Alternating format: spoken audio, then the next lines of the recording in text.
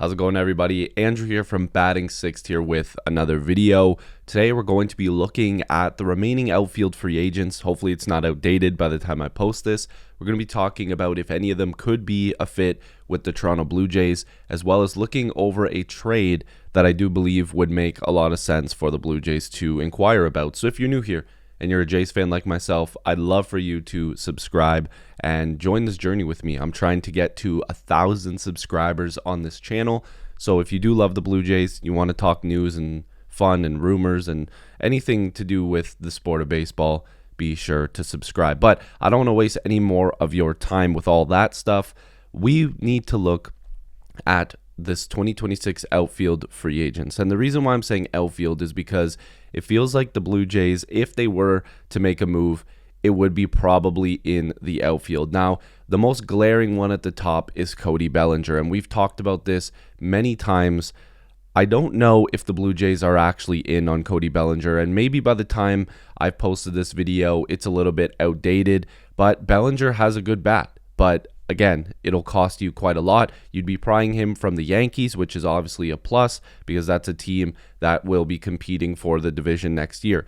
Other than that, you've got guys that are getting a little bit older. You've got guys like Starling Marte, you've got Michael Conforto, Max Kepler, who I believe was just suspended. Like, there is a lot of very interesting names out there. I mean, Harrison Bader is another guy that I could see being a really good option. But once you get past those names, you're looking towards the bottom of the list here. I mean, like Kevin Pillar's like retired. So there's a lot. Wow. Does that say Alex Verdugo? Damn. Wow. Okay.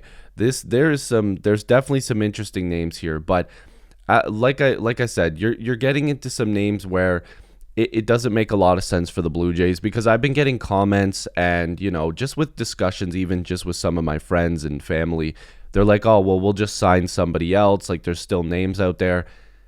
I do believe in what Ross Atkins and Mark Shapiro probably are thinking when it comes to signing more names. If you're not going towards the top end, you're taking away at bats from guys that are probably similar to some of the names on this list. So again, if you're not in on, Cody Bellinger, you're probably not going to be making an upgrade in free agency. And that's why I think the trade market might be a little bit interesting. And one name that I've heard some people bring up, and it's a name that I already kind of thought would make a lot of sense for the Blue Jays, is Brendan Donovan. Now, he is currently with the St. Louis Cardinals, and he is making around $6 million this year, just shy of it. That's pretty cheap for what he brings, because he can kind of play all over the place. And I think more than likely the Blue Jays would probably stick him in the outfield. He's played second, he's played third, he's played left field, but I'm sure that this guy can work around the diamond. He's a utility player. Guy was just an all-star. He's a Gold Glover. It makes a ton of sense. And the Blue Jays more than likely have the pieces to get this guy, but it's whether or not you want to push forward a bunch of really good trade chips for just one player. But if you are looking for a good bat and a guy that fits this team like a glove, in my opinion, you need to look at his numbers. Okay, so he's been in the bigs since 2022. And as you can see, last year, batting average 287. And like I said, he was an all-star. So he's batting close to 290, pretty good, 10 home runs, 50 RBIs. His career high was the previous season, 14 home runs and 73 RBIs, but the batting average took a slight dip. But again, he played in more games. So with more games this year, he probably would have passed that pretty easily. Again, like 30, 40 game gap that he wasn't playing this past season. But this guy would be a guy that fits this team super, super well. And it's defense, a really good bat, a guy that can play in multiple positions. It just comes down to what is the acquisition cost. And I know some people always go to, we'll just get rid of, Arjun, we'll get rid of Davis Schneider, which again, I don't agree with. But I personally believe that if you can make an upgrade with this guy, it probably would be multiple really, really good prospects and, probably the top end prospects, and maybe a guy like Joey Loperfido. There could be more from the major league side. Maybe they're looking for a young pitcher as well. I'm not talking Trey Savage. I'm talking about guys that can play in the bigs, because the Cardinals are going through a pretty decent transitional period right now. So if you were going to knock their socks off, it seems like there's other teams that are involved. I'm not saying the Blue Jays are actually involved, but it just seems like this would be a guy that would make a lot of sense. And there's no way that we're seeing this and the Blue Jays are probably not looking at this guy and thinking the same thing. I mean, we're just people talking to a camera and a computer. This is probably a guy that the Blue Jays have looked into. I'm not saying that they have.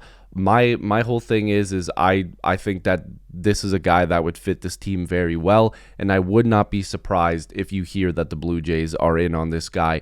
Again, it just fits what Ross Atkins and Mark Shapiro are always looking for, and that is, a really good glove, a guy that can hit for average, multiple positions, utility player, and he's still relatively young. So it would fit this team very, very well. And I want to know what you guys think. Should they sign a guy in free agency? Do you think that there's still people out there that they should go after? Again, we've talked about, the pitching side and Framber Valdez. We've talked about the outfield side in terms of Cody Bellinger. But now in terms of trade, do you think that they should make a move? Do you think that trading is the best case scenario for them? We saw that with the Jimenez deal last year. They make trades and right before the season starts, and it actually panned out to be pretty good for the Jays. They needed him pretty bad because Bo's gone. So they made that move, and they got their backup all-star shortstop, basically, in terms of Gold Glove caliber. Maybe not with the bat,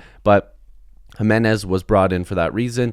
Donovan could be a guy that does the same thing if Varsho or Springer are to leave, because we're probably losing one of them at least next year in free agency. So if you can bring in Brendan Donovan, maybe sign him to an extension, see what they can do there, it makes a ton of sense to me. So let me know what you guys think in the comments down below. If you are new here, be sure to like this video and subscribe. My name is Andrew from Batting Six. Thank you for watching, and I'll see you in the next one.